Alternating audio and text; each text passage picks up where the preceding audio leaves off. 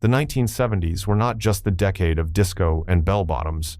It was also the era when filmmakers dared to mix the unknown of science fiction with the raw terror of horror, pushing the limits of what audiences could handle. Some movies left viewers shocked, some disgusted, and some completely changed the way people looked at cinema. Which films went so far that they became legends of fear and imagination? Let's dive in and find out. Alien, 1979. It looked like a standard space thriller at first. A crew answering a mysterious distress call, an alien planet, and an egg that should never have been touched. Then came the moment that made moviegoers gasp in theaters across the world. When the creature erupted from John Hurt's chest, audiences fainted, screamed, and even stormed out. Director Ridley Scott didn't just create a monster.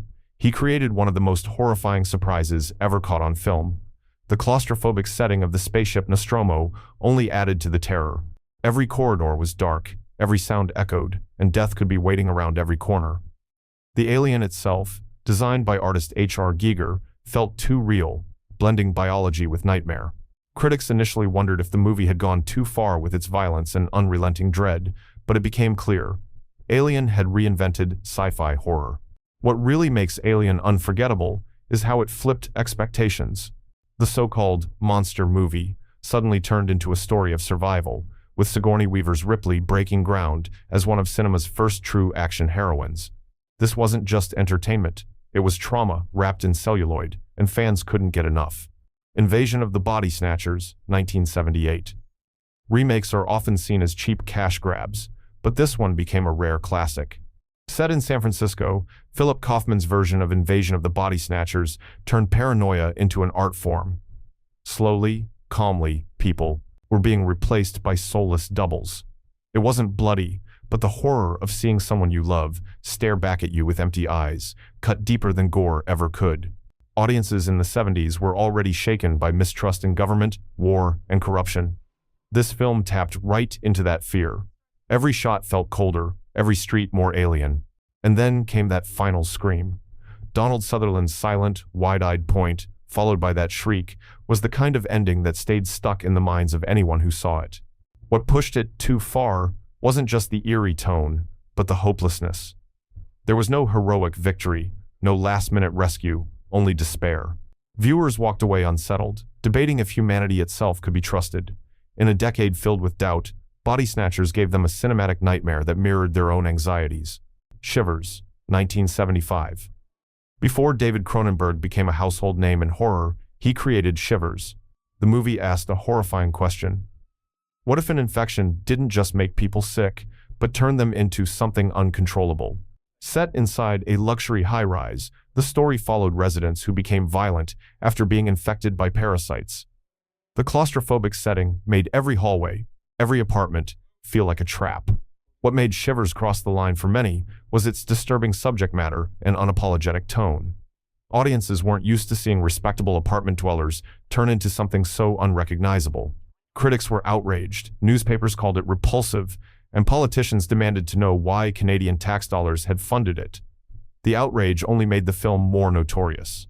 Yet beneath the shock, Cronenberg's message was clear. Civilization is fragile, and human behavior can unravel in an instant.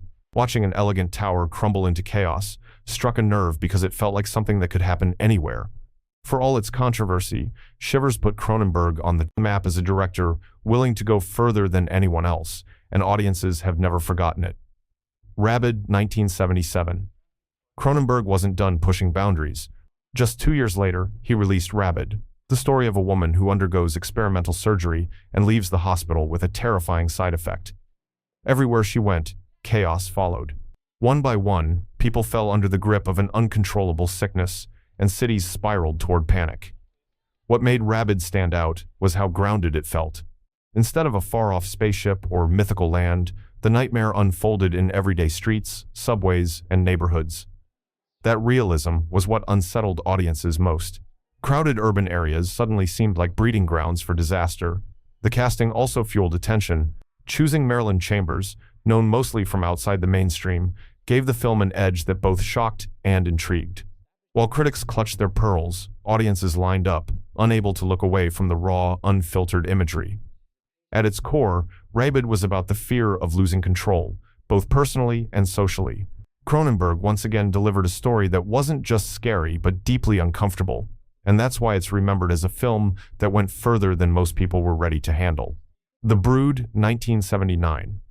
Some horror films shock with blood, others with monsters. The Brood shocked with an idea. What if human rage could create life? In Cronenberg's most disturbing work of the decade, patients in an experimental therapy program discovered that their emotions could manifest into physical growths. For one woman, that meant giving birth to small, violent creatures that acted out her anger. The imagery was unforgettable. Tiny, malformed beings, attacking with shocking force, turned what could have been a metaphor into a nightmare you could not unsee.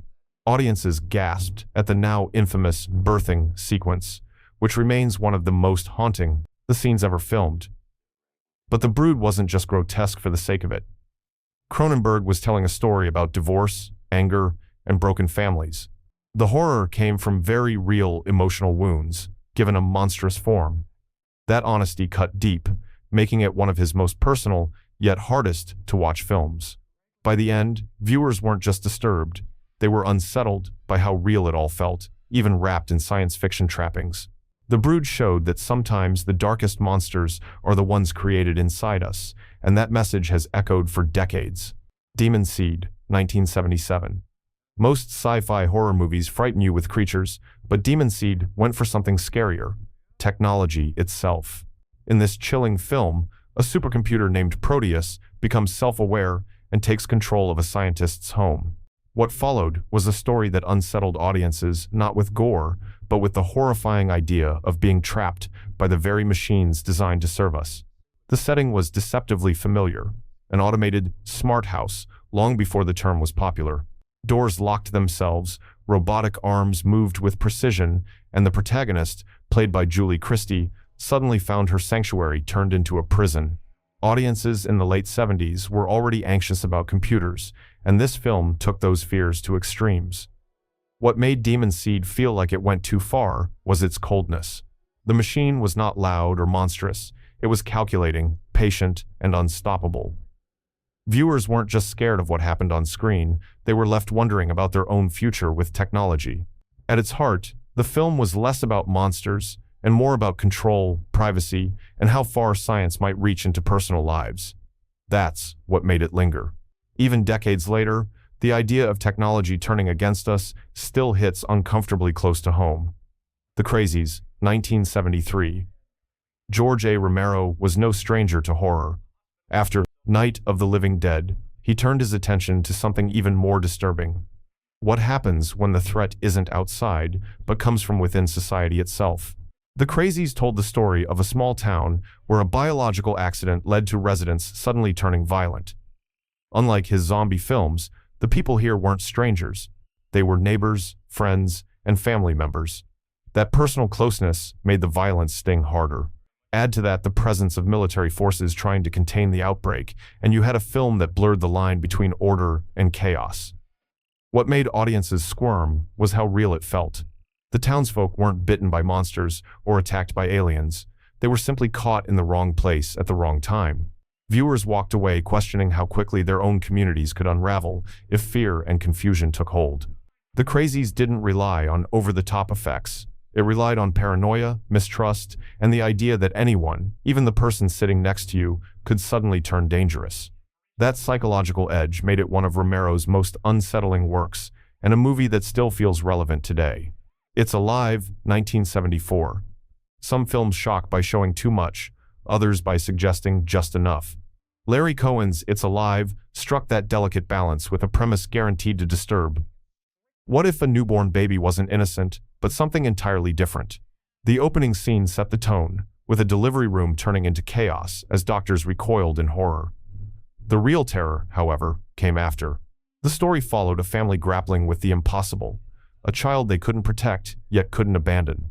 That emotional weight made the film more than just a monster movie. It was a nightmare about parenthood, responsibility, and fear of the unknown. Cohen kept the creature mostly hidden, letting shadows and reactions build suspense. When glimpses finally came, they landed with maximum impact. Audiences of the 70s weren't prepared for such a dark twist on the idea of family, and critics initially dismissed it as tasteless. Yet over time, It's Alive found an audience who appreciated its daring approach. It was bold, unsettling, and impossible to forget. What pushed it too far wasn't the creature itself, but the way it forced viewers to question the very foundation of family life. That's what made it unforgettable. The Incredible Melting Man, 1977. Some horror is subtle. The Incredible Melting Man was anything but. This was a film that put its grotesque imagery front and center, daring audiences to look away. The plot followed an astronaut exposed to radiation who began to literally fall apart, his body melting in real time. Makeup artist Rick Baker delivered special effects that were both groundbreaking and stomach-turning. Skin sloughed off, flesh oozed, and the camera didn't shy away. For audiences expecting a standard sci-fi flick, this was a shocking assault on the senses. The film leaned heavily into its visuals, and those visuals were unforgettable. What critics found excessive, some fans adored. It became a cult favorite precisely because it refused to tone down the grotesque transformation. In a way, it was less about story and more about spectacle, the kind of movie where people dared each other to sit through it. The Incredible Melting Man didn't just cross the line, it reveled in it. That's what made it part of this list. It proved that sometimes, going too far is exactly what earns a film its place in cult history. Even now, those effects remain a shocking reminder of 70s practical horror at its most daring. A Boy and His Dog, 1975. Not all sci-fi horror comes with creatures or gore. Sometimes it comes with ideas that make you uncomfortable long after the credits roll. A Boy and His Dog, based on the novella by Harlan Ellison, painted a bleak vision of a post-apocalyptic future where survival was everything. The film followed a teenager and his telepathic dog as they scavenged through a ruined wasteland. What made audiences recoil wasn't the setting, it was the tone. Brutal, cynical, and darkly humorous, it showed humanity stripped of kindness. Every encounter was a reminder that the world had no mercy left to give. What pushed this movie too far was its ending. Without spoiling details, let's just say it left viewers divided, shocked, and in many cases, outraged.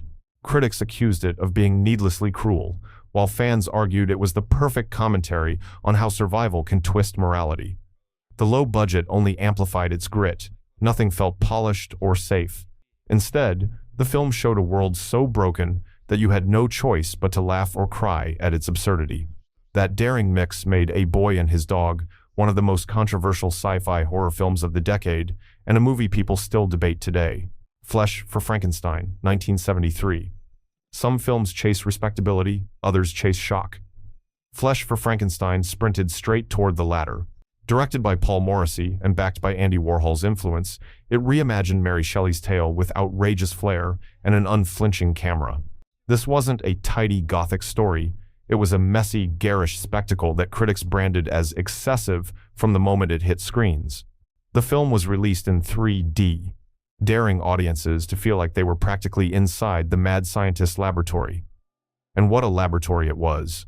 The effects were loud, exaggerated, and gleefully grotesque, showing off stitched-together experiments in ways that left people either laughing nervously or looking for the nearest exit. What made Flesh for Frankenstein go too far wasn't just the visuals, but the attitude. It flaunted its excess, taunting audiences to look away, while simultaneously making it impossible to do so. It was deliberately tasteless, and that's what gave it lasting power. For many, it crossed the line of good taste, but for cult fans, it's precisely that crossing which made it iconic.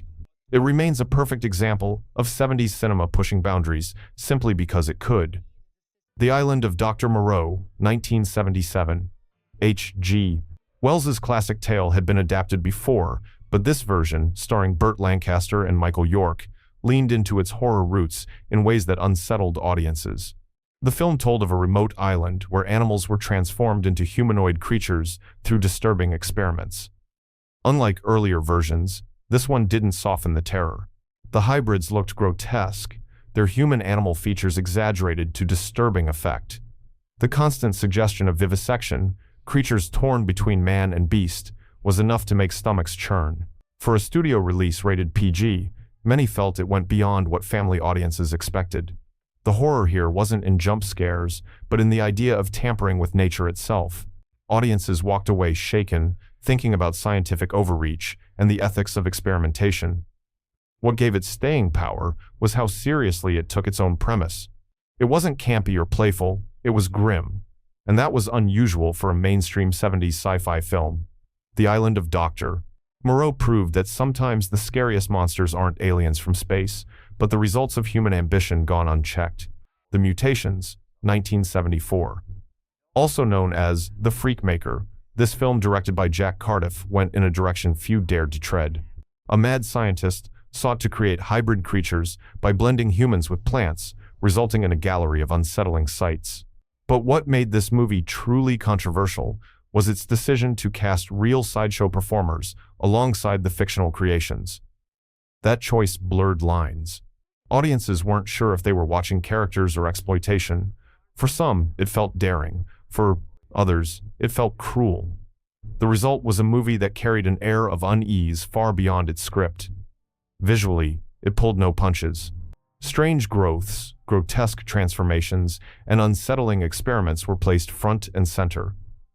Critics panned it for poor taste, yet it found a following among horror fans who admired its audacity. What made The Mutations go too far wasn't just the imagery, but the ethical question it raised. Was it fair to use real people as a spectacle? That debate made it notorious, securing its place as one of the strangest sci-fi horror films of the decade. Phantasm, 1979. Phantasm didn't just scare, it bewildered. Don Coscarelli's cult hit told the story of a young boy uncovering bizarre happenings at a funeral home run by the sinister Tall Man.